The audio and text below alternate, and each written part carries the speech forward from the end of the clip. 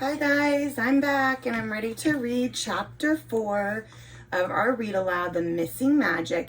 And chapter 4 is a sword and a suitcase.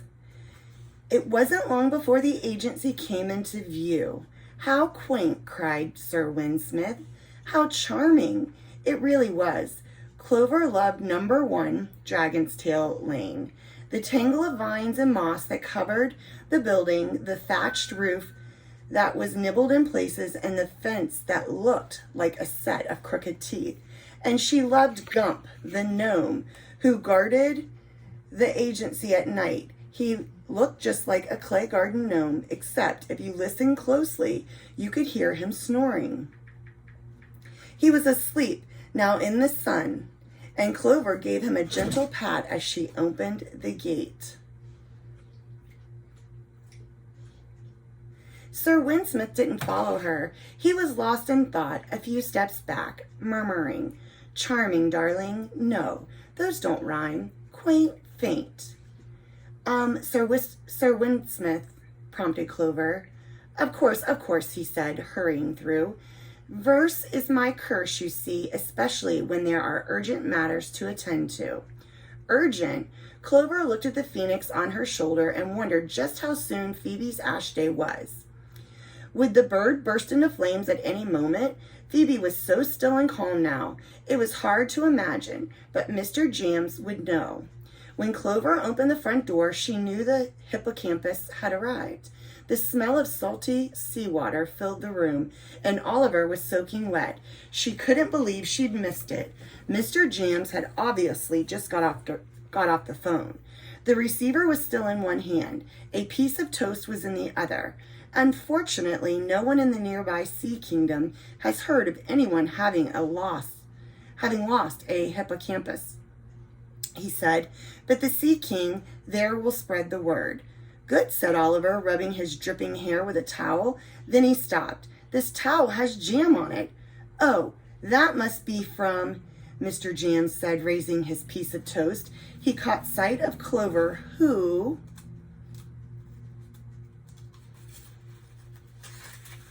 was unclipping Picnic from his leash. Clover, back so soon? Then he saw the bird on her shoulder and Sir Winsmith standing behind her, and his eyes went wide. Trolls, turnips, it can't be. He leapt up, his piece of toast flying through the air and landing somewhere behind the desk. But it is. Sure as song, said Sir Winsmith. My dear Theodore Jams. He strode across the room and bent down, throwing his willowy arms around Mr. Jams in a hug. When Sir Winsmith let go, Mr. Jams sputtered, To what do I owe this unexpected pleasure? Clover pointed to Phoebe and was about to explain when Sir Winsmith spoke. To Clover's surprise, he said nothing about the phoenix. Instead, he mumbled, There's a problem, Theodore, a big one. I need your help. I need Sir Jams' help.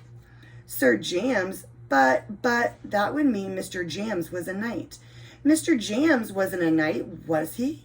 Clover tilted her head to listen, and she noticed Oliver did too. You know, I've given all that up, replied Mr. Jams with force. I know, and I wouldn't ask unless I had no choice. It's a long story. Perhaps we should talk upstairs, Walter, said Mr. Jams. Clover, Oliver, please find some dried fireberries in the kitchen for the phoenix. I see Phoebe is nearing her ash day, he said to his friend, leading him out of the front room. Yes, and he's much more on edge than last time. I think it has to do with the stress of these past days. Their voices trailed away as they headed upstairs. Oliver set down the towel and pushed up his glasses. Interesting. What do you mean? Well, as you know, Mr. Jams used to be a knight, a very well-known one. But my brother told me he renounced his knighthood because he refused to kill dragons. Clover's mouth hung open. You didn't know that? He didn't tell you? Oliver looked smug. Of course I knew, Clover quickly lied. But why is Sir Winsmith here? I thought it was because of Phoebe. The phoenix, still on Clover's shoulder, gave a little squawk. I'm not sure, said Oliver, adding, knightly endeavors, I presume. What exactly that meant. However, he wasn't sharing, so Clover headed to the kitchen to find the fire berries for Phoebe. Oliver trailed after her. The berries were bright red like plump rubies, but Phoebe wouldn't eat any. She really is nearing her ash day, said Oliver, giving the bird's feathers a stroke. It's funny how books never explain. Explain what? Oh, nothing. I'm just observing her solemn demeanor, as well as the other signs she exhibits, the dullish eyes, the ugly, crumbling feathers. Phoebe snapped her beak, and Oliver jerked his hand away. I don't think she likes being called ugly, said Clover. That's preposterous. She's just a bird. Clover was about to argue when a loud thump came from upstairs. She peeked out of the kitchen, and Oliver joined her. Raised voices echoed from the tower, but she couldn't make out what they were saying. It sounds like they're fighting, she whispered. I can't imagine Mr. Jams fighting, Oliver replied. In a hush, neither can I. Clover could feel Phoebe trembling and stroked her feathers gently. A moment later, the voices grew louder as the door to Mr. Jams' room opened. Clover and Oliver ducked back into the kitchen. Footsteps clumped down the stairs. Very well, puffed Mr. Jams. If there's no other way, as you say, Walter, there's not a moment to lose. But brother, and Billy Rocks, Clover, Oliver, where are you? Here, said Clover as she and Oliver stepped into the hall. Ah, good, said Mr. Jams. The shiny knight's helmet Clover had seen earlier was tucked under his arm, and he was carrying his suitcase, a sock dangling from it. Oh no, thought Clover, not again. Oliver, said Mr. Jams, please fetch my sword. It is in the front room on top of the bookshelf. Certainly, said Oliver, rushing off. Clover, take Phoebe to the rookery and put her in the middle of the sun since she's close to her ash day. She will stay here. It's best for her. Middle of the sun, wondered Clover. Mr. Jams was clearly too distracted for questions, so she nodded. Her mind whirling, she walked quickly but carefully, so as not to upset the phoenix, down the hall, past the small animal's room, to a room right next to the stables, the rookery. The rookery was surprisingly warm and filled with roasting pegs. The walls were painted a happy sky blue, and in one corner there was a beautiful mosaic of the sun, made up of small squares of mirror and tile. In the center, the sun was a round hole, also tiled. So this is what Mr. Jams meant, thought Clover. Gently she placed Phoebe in the mosaic's nest. There you go, she said. There was just enough room for the bird. The phoenix ruffled her feathers and seemed to relax. So there's a picture of Phoebe in the middle of the mosaic.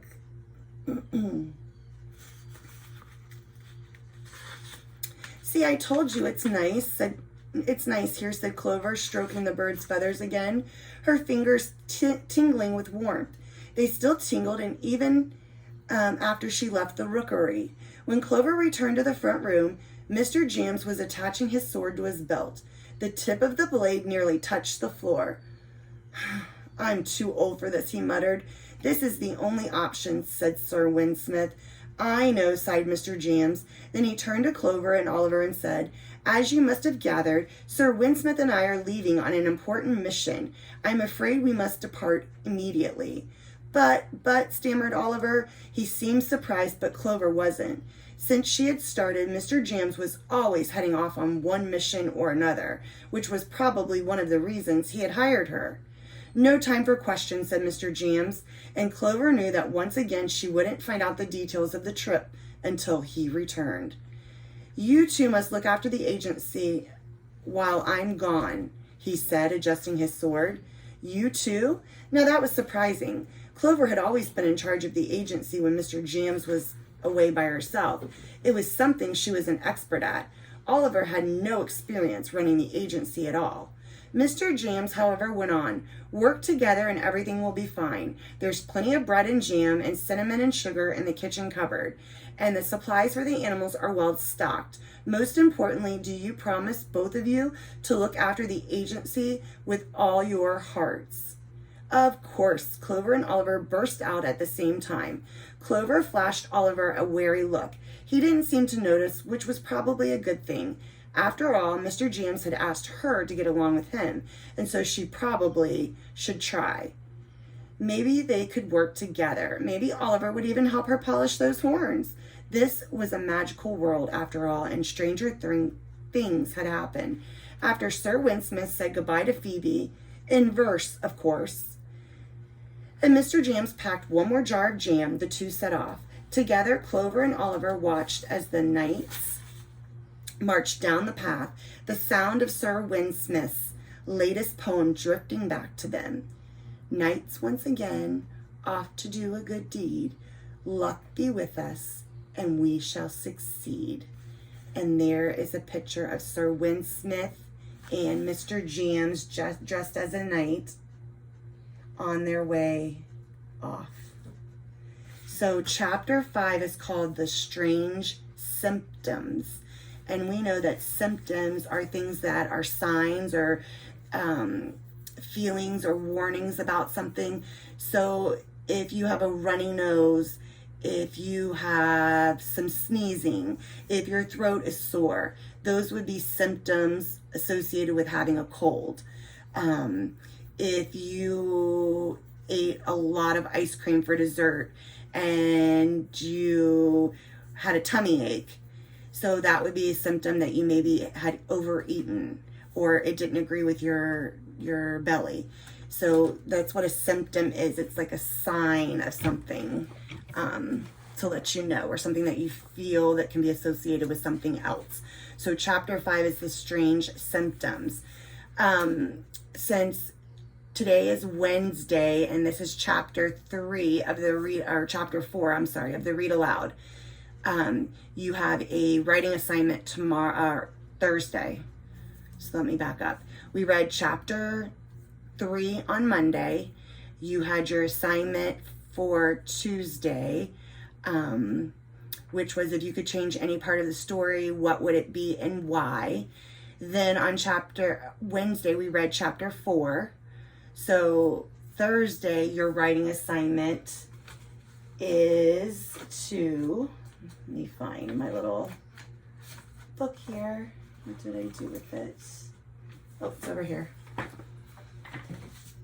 So your assignment for Thursday is describe how a character is or is not like you.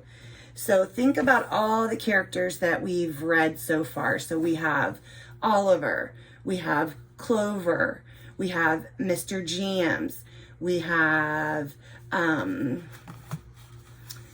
let's see, Picnic, which is the invisible puppy. We have talked about, let's see, Sir Walter Winsmith. We have Mr. James. We also have, trying to think if we came across any more. Oh, the Phoenix. We also have the Phoenix. So we could, Phoebe is the name of the Phoenix.